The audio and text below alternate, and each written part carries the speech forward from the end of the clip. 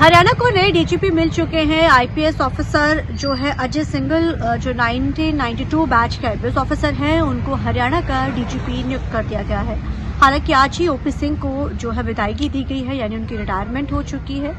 शत्रुजीत का जिस तरीके का मामला वाई पूरन सिंह का होता, उसके बाद लंबे समय तक मांग चली थी और उनको सस्पेंड छुट्टी पे भेज दिया गया था। हालांकि शत्रुजीत का पहले भी जो है पैनल में नाम भेजा गया था और जो दोबारा पैनल भेजा गया था उसमें भी शत्रुजीत सिंह कपूर का नाम था, अजय सिंघल का और अशोक मित्तल का।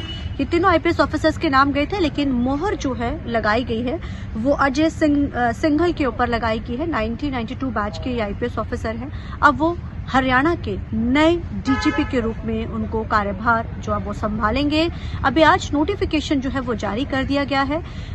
वाई पूरन सिंह के मामले के बाद जिस तरीके के साथ लगातार लंबे समय तक चीजें चली थी, हालांकि इससे पहले भी जो है एक पैनल भेजा गया था। उस पैनल में हालांकि वो इसलिए कहकर उसको रिजेक्ट कर दिया गया था, वापस भेज दिया गया था कि शत्रुजीत को छुट्टी पर भेजा गया है, उनको हटाया नहीं गया। तो वैसे में जब उनकी नियुक्ति किसी और तरफ की जाती है, उसके बाद फिर एक दोबारा पैनल भेजा जाता है, जिसके बाद आज अजय सिंघल के नाम के ऊपर मोहर लगा दी गई है।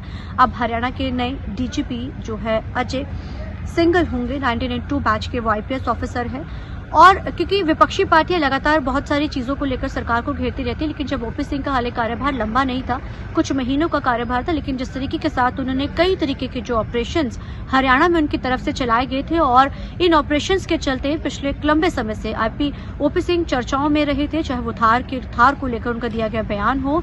लेकिन अब ऐसे में अजय सिंघल अब नए जो है डीजीपी है हरियाणा के, अब देखना बड़ा अहम रहेगा कि आने वाले दिनों में किस तरीके के साथ बड़ी चुनौतियों को जो रहेंगी। लेकिन क्योंकि अब उनको हरियाणा का डीजीपी बना दिया गया है, तो जाहिर है अब देखना बड़ा अहम रहेगा कि आने वाले दिनों में किस तरीके के साथ उनकी चीज होती है। हालांकि वो जल्द ही अपना कार्यभार भी औपचारिक रूप पर संभाल लेंगे। चंडीगढ़ से TV9 की लमनप्रीत कौर।